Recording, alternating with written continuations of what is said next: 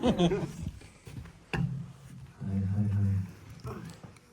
So, I have to say the representation of the current state of education in the show is amazing.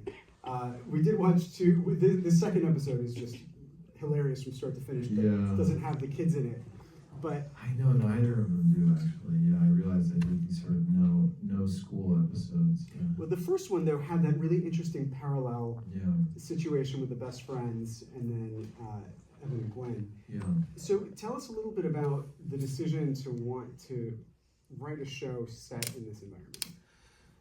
I think I just knew it was like good for political hotbed topics, and there's like, you know, I went to public elementary school and public middle school. I went to a private high school for 3 years, and then I went to my senior year at like a public arts high school. But yeah, I mean, especially in middle school, it's like everybody's gonna be there, and I don't know. I think I just wanted to be able to talk about these different things, and it felt like a good venue for that. My mom's a teacher, and my sister teaches at Florida. Just a show of hands, who's seen the second season? Okay, because I want to talk about some specific things throughout, but I want to start with, I guess, the representation of the of the students, because the thing that really hooked me, as I was saying before, was the She plays my mom. Oh my God, amazing! Oh wow! Please stand up.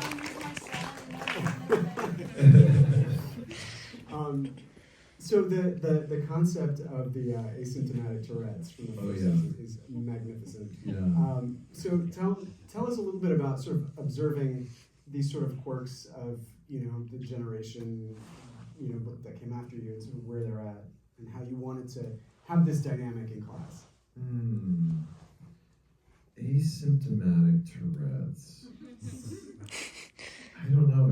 I guess it came to me in a vision. Yeah, you know, I guess really specifically, I had a friend in college who said he had a gluten allergy that didn't have any symptoms. And I was like, sounds like you don't have a gluten allergy. And that's where I sort of learned about asymptomatic illnesses. And then, yeah, I guess I just seen enough stuff online that just made this make sense. And that scene goes really, they were really good this year about posting like clips of the show on Instagram, and that scene goes like so viral, which is, I thought it might, but it was funny. Things happen on such a delay, so it's like, but I think now on Instagram that scene has like 7 million views, and then it'll get reposted to these other, you know, trending pages that don't, I guess they do credit the show, but what's funny is sometimes you're looking at the comments on Instagram and you're like, I guess people just think this is real. They'll be like, I can't believe this happened, or something. This is a TV show. Like, bro. But yeah, asymptomatic Tourette's. It's just, you know, it's, how do I describe it? I feel like everybody gets it, kind of. Yeah, no, I mean, that's what's the genius of it. It's obviously making fun of, but it's sort of like really right up to the edge of like, I could see someone actually trying to pull that one off. Right. Yeah. I think I at least saw something that was somebody being like, no, this is a real thing or something. Which, more power to them, I suppose. Well, let's talk about actually deciding to create a show in the first place, because you were here in the dramatic arts school. Yeah. You didn't study directing. Right. Like, what pushed you in this specific direction?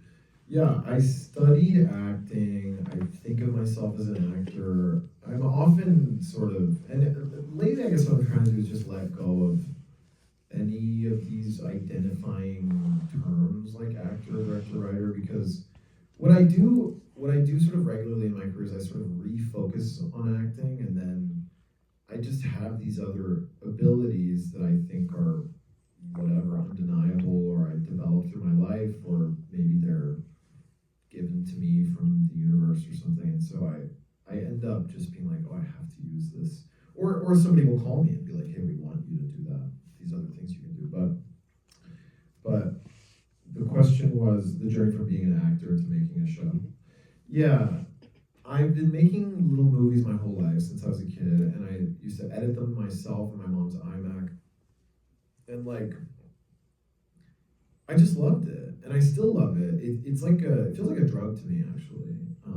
Like editing, like getting to shoot something and edit it. And I care a lot about, I think some of the show's success, whether people know it or not, is, and it's like critical acclaim maybe, is like, it's a very good looking show. Like, it's extremely well shot, I think. We have these great DPs. We got this guy, Jeff Waldron, and then Brian Burgoyne shot the first season, and then Christina Eng shot the second season.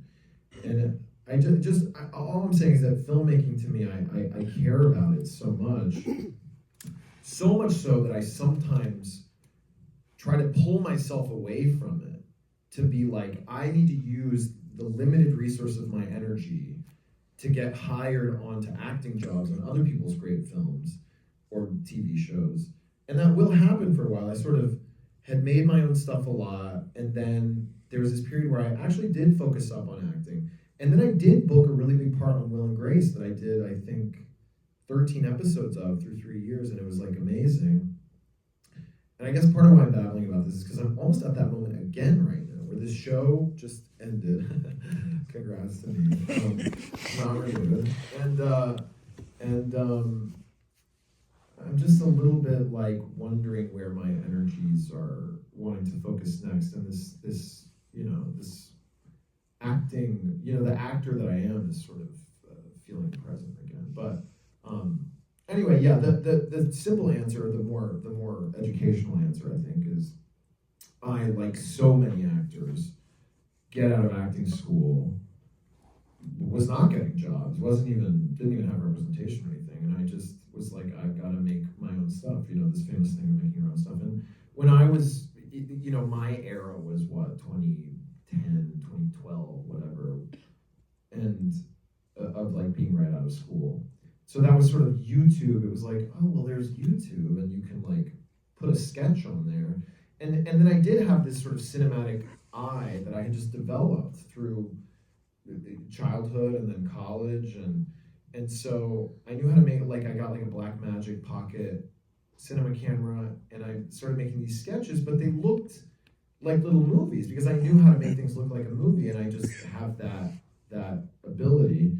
And so those started going viral, and then I like made this whole show. What actually happened was I tested for SNL, for Saturday Night Live in 2015, and because stuff had been moving forward, and then the day I found out I didn't get Saturday Night Live, I was like, I have to make some kind of full-length thing. And so then I made this one full-length thing, and then people liked that, but then we scrapped it, and then I made this other much bigger thing, and then I don't know, I was like making, in some ways I was making stuff because I had to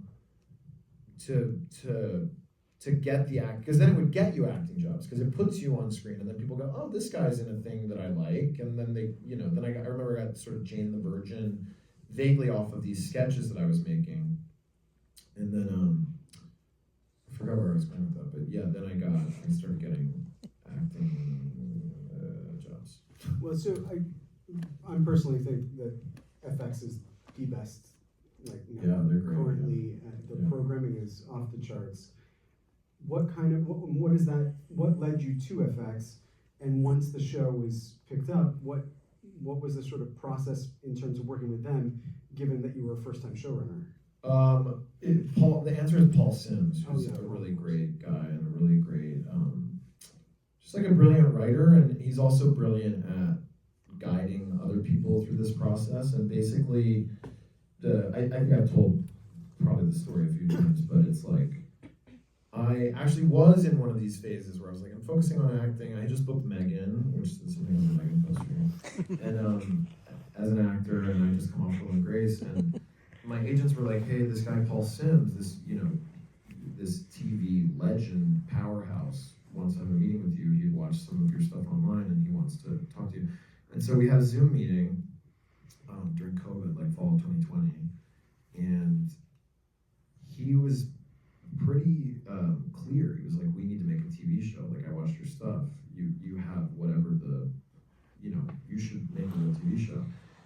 I was like, oh, I don't know. I'm more focused on acting right now, and I've kind of tried to do that in the system before, and I've had things in development, and I didn't know how to get through the notes process. And he was basically like, I'm gonna guide you. I'm gonna show you how to do this. I'm serious. We need to do this. And so then he really kept his word, and we did, and he guided me through. I mean, everything was new to me. I had never been in a writer's room. Suddenly I was running a writer's room, and with a lot of help from him and supervision and amazing notes. And he's just a very special, brilliant guy with a unique set of gifts that I'm so grateful I came into contact with. If you guys don't know, Paul Sims was also running What We Do in the Shadows for FX. He did news radio, and he did Atlanta with Donald Glover. He's great. So I want to talk a little bit about the individual characters, because I think Marky is maybe one of the best written characters on television. That's great. And it's so refreshing to also see a character like that in a comedy, where you can sort of see simultaneously it's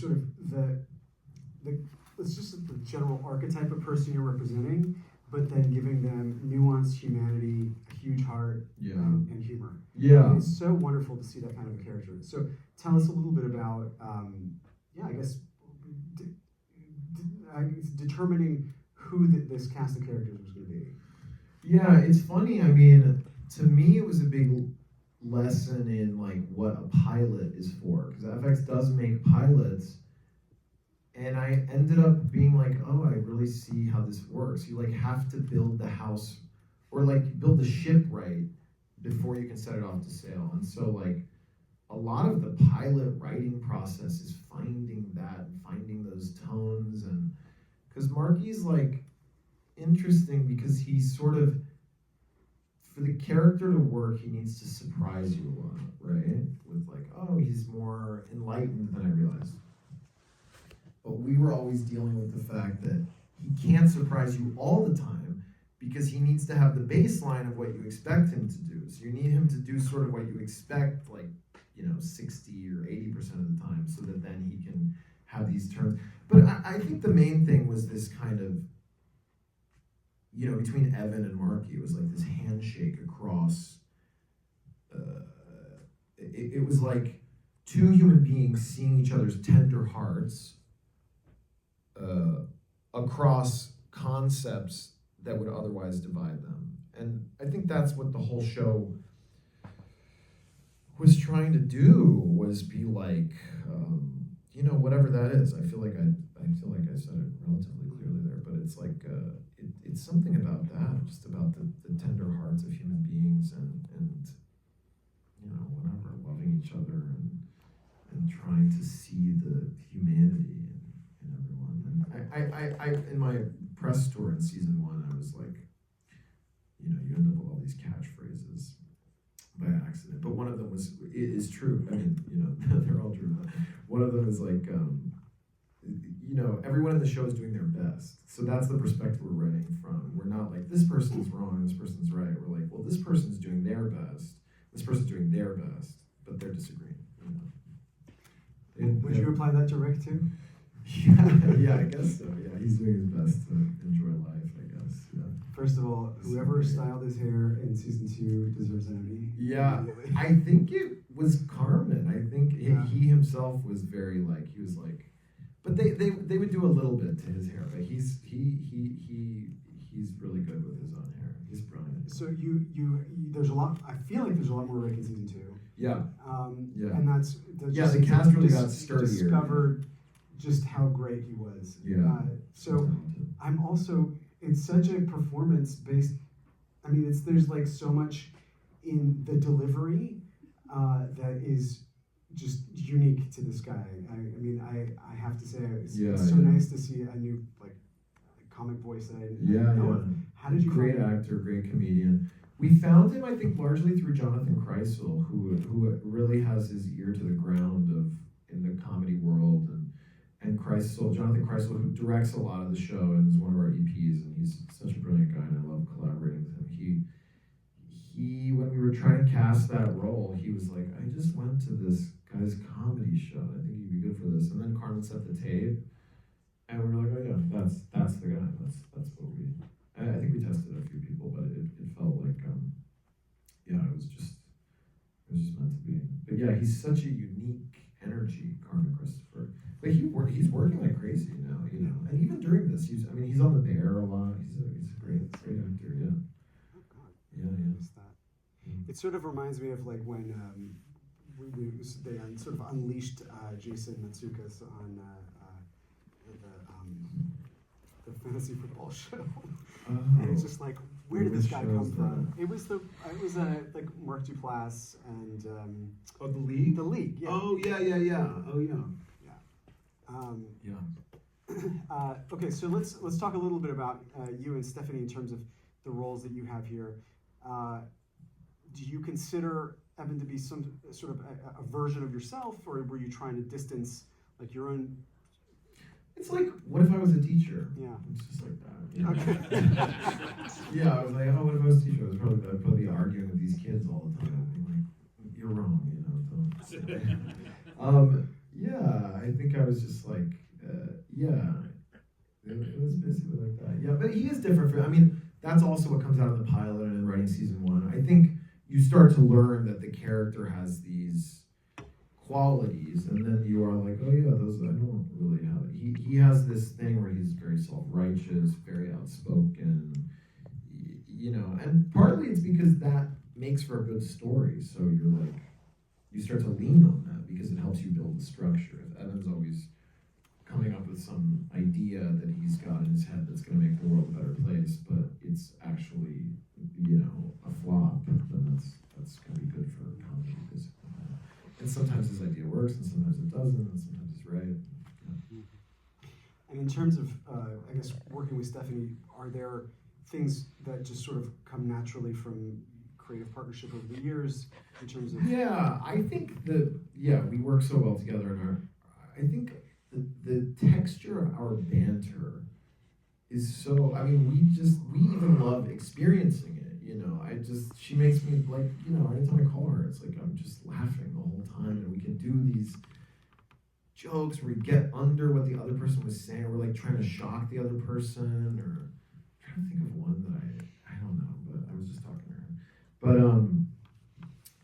yeah, I think that's a huge part. Enrico used to say that. He used to be like, well, you guys having that flow already, like we sort of, the vibe of the cast and the banter of the cast, maybe that was the seed, or like it grew out from there or something, because Steph and I were so comfortable with each other and so comfortable on camera, and also really comfortable, maybe this is it, because we came on making our own stuff, really comfortable stopping mid-take and being like, hold on, that was bad, wait, let me do this, let me be more real, or whatever, or like coach, you know, talking to each other, being like, say that thing you said before when it was on you. So then the whole cast felt like that. Like we'd be like shooting something and we'd be like, wait, what did you say on your side? You know, it's like we all started supporting each other. But yeah, with Steph, it was like, it was similar to me being like, okay, it's me, I'm a teacher.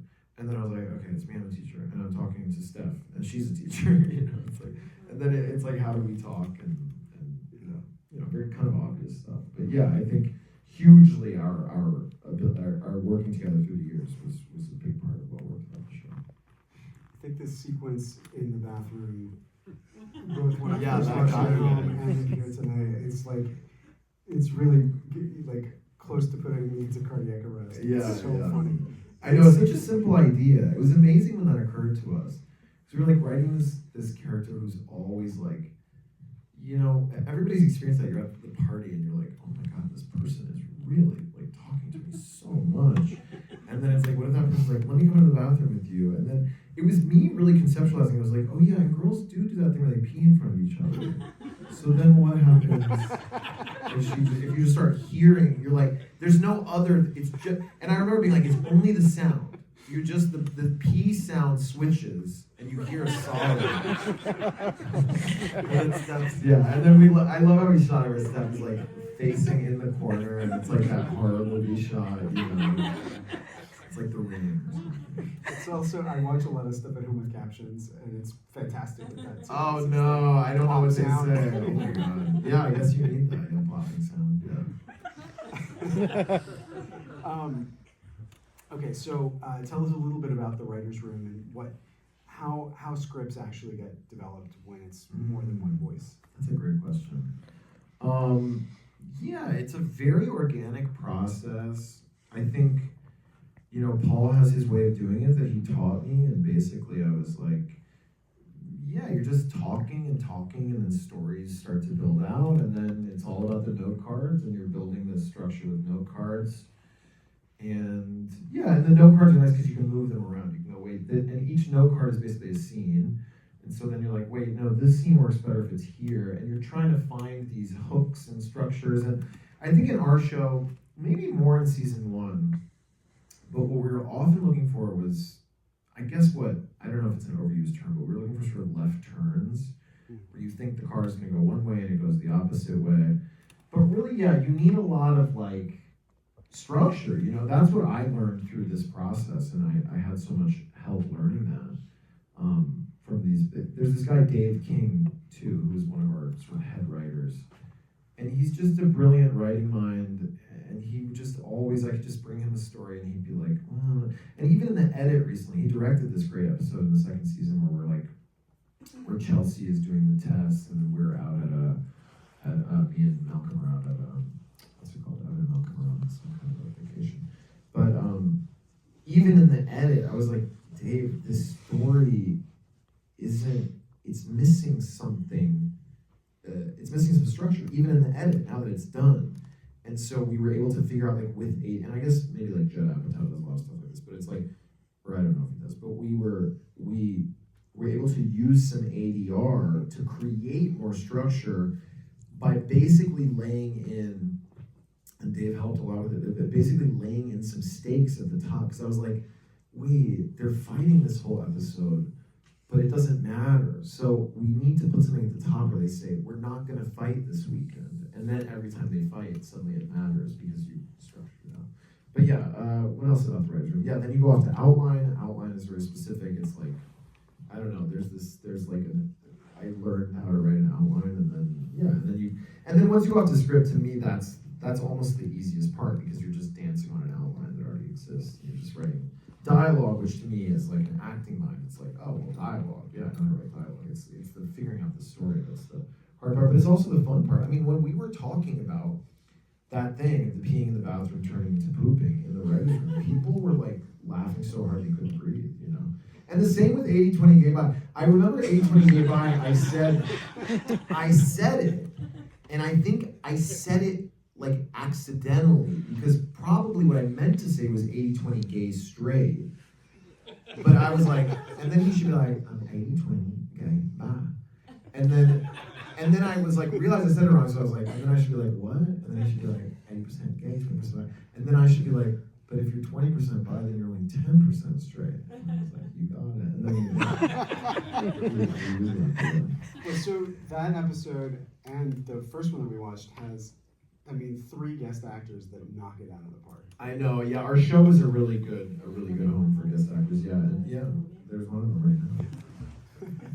It's a good show for guest actors, right? Yeah, she's the lead of one of the episodes of season 2. Were you ever writing for specific people to bring on, or were they? No. So what's the process? I don't think so. For casting. That is fun. That is a funny question. It's almost wow. I'm so amazed that we were able to conceive of these. I guess you're sort of vaguely thinking of some type of person or something, or someone you've met at a party once or something, and you're I guess you're vaguely imagining somebody, and then you write it. Yeah, and then you go into casting, and it's good to be quite open, because sometimes, maybe this is cliche, but you often are surprised where somebody that wasn't what you were looking for does it way better than the type of person you were looking for, and you're whoa, and then the whole thing comes to life.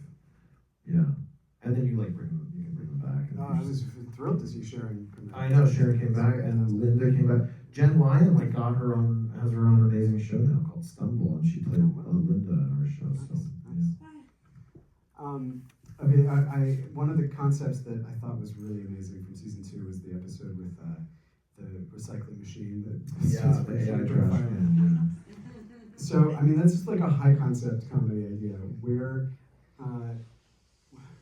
what would you say is sort of like a catalyst for coming up with stuff like that? Let's see, the AI trash can. You know, I think I remember where that one came from, which is that we would look at these basically big subjects. And so in season 1, we had tried to figure out something with Earth Day or the environment or the kids not caring that the world, you know, that the environment, that about global warming or something. Something where we could show like the nihilism of being like, well, global warming's been happening our whole lives and we've given up or something, you know, letting the kids say that. So we didn't find that episode in season 1. And then in season 2, we were like, oh yeah, what if there's this, God, how did that come about? I don't know, yeah. There's this AI trash can. And I do remember the day when I was like, the script was like done for a while, and then I was like, I think there's an element we can add here where the trash cans should start doing something sort of, because for a long time we had the thing where the turn was that the trash can was data farming, which it's what we still have that, but I was like, well, what if we add this element where the trash can is like kind of lining kids up in this way that's really weird, because there is this thing where AI, you know, sort of deals with those things and people talk about it. So, but yeah, I think it was our way of talking about the environment and green stuff and recycling, global warming, and trash. So you were telling me earlier that you feel like the first season was sort of these individual episodes that were sort of, you know, perfect on their own, and then the second season was a little bit more of like an arc. Yeah, no, what I was saying was that in season 1, you have so long to create each of those episodes, and a lot of them you've been working on for years, because there was like first you like give them like 3 scripts or something, and then those end up. So in season 1, to me, each one feels like such a shining, unique episode with such complex ideas. And then in season 2, what we found that I think was good was we were like, oh, we know how this machine runs now. So then you're like, so this is our take on, you know, the trash can, and it's like the whole thing. So yeah, I just felt like season 2, like some of the reviews said, it fell into this comfortable groove in a good way, where it was like, oh, this car just runs now. This machine works, and it can keep producing great episodes. So that feels different to me. It's almost like season 2 is these just 10 great comedy TV episodes, each about a different subject. And season 1 is like, I don't know, it's almost like these little short films, and each one is so wildly different. But maybe now thinking about it, they're more similar than I realized, you know. There's like a year in between, so they're feeling different. How far does FX expect you to sort of have in terms of a general outline of the series, should it have gone on? You kind of pitch it to them at the beginning of the writer's room. I think you go into the writer's room, you're in there for a week or 2, and then you have a big meeting with them where you're like, this is what we're thinking for the season. They tell you what excites them about that. And yeah, and it was always fun for me because I am an actor, so I was like, time to put on the show, like this is season 2, you know. And it was great, and you know, John Landgraf is so great, and he always had really deep thoughts about the show, and I think was a big part of why the show does have that depth and that intellectual depth, where he'll kind of be like, well, really it's an episode about this, or really it's, and you're like, wow, it really is an episode about that. And then suddenly your writing that you've already done can get even deeper as you go into the next draft, and it can have these sort of smarter themes, really. Because I do think the show ended up being it just, so many smart people working on it that it ended up being a really smart show. Well, I was trying to kind of look for some points of sort of similarity in the 2 episodes that you chose, and maybe you can tell us why you chose those 2 specifically, but they both in some ways are sort of exploring masculinity and sexuality. Yeah. And I find that really interesting, particularly, you know, in the first episode where it's kind of like implied that, you know, the Evan's just not going to go in and do the Use music. manual labor. Yeah, that's true. I actually have not noticed that about it. That is true, yeah. Yeah, they are. Yeah, and Marky's like, Gwen's a real man. And yeah. Yeah, it's funny though, picking those two. I mean, I picked those two because I think I've just always thought they were the two funniest episodes to me. But yeah, now watching them, I'm like, oh, so many of the episodes are this funny. Like they're basically all this funny, you know. And yeah, and the field trip one, I just haven't seen it in so long. So you sort of are like, wow, the show actually did grow so much since season one. Like this is such a younger version of the show, you know. And we look younger, and it's just like, wow, this was like 2.5 years ago or something. But you see how the writing got more into its groove in season two, where it's just like, you know. Did FX just kind of give you a certain amount of free reign on the music budget? Because the songs are just... I know, the songs are great. Well, no, you know, there's an interesting thing about music, which is like, you learn how it works, which is hits, as long as they're not by mega famous artists that have like 50 hits, they cost a certain amount, and it's pretty steady. It's like, I don't know if I should say, but it's pretty steady. It's like within a $10,000 range of itself, right? But then it's like, if you want Madonna or Sting or the Beatles, like those are the jokes you're always making with the music supervisor. You're like, well, let's just put the Beatles in all of it. Because, you know, those price ranges are so different, or the Rolling Stones or something. So it's really almost about how, I don't know, it's like, so these are all hits, but they're not, I don't know, they're there's this certain budget. So I think we just started talking about it early and often with FX, and we're just like, we want this. I don't know, I think I wrote it into the script. It was in the pilot, and in the opening of the pilot, it says you need to play these songs while you're reading the script. So it was always part of the implication was that it was going to have all this 80s music, sort of for no reason. People are always like, why all the 80s music? I'm like, because it's great. I mean, it's great. So was there it was ever a good music like budget. They did lean toward it. We pulled budget from other places. Like there's no title sequence. Those titles I hand wrote, and I hand write all the titles. So yeah, was there one? Well, was there ever a thematic sort of coupling of the song with the episode?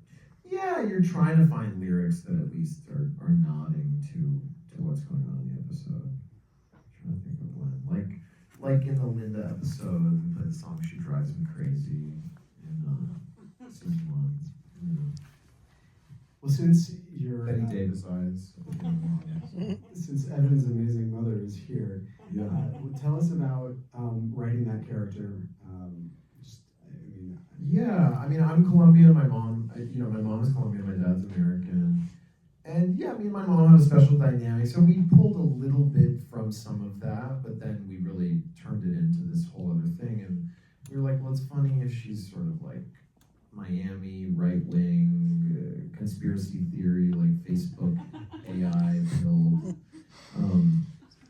Yeah, it worked. I get a lot of compliments about that episode. But yeah, I think the thing that ended up working about it is something that I like, which is this idea that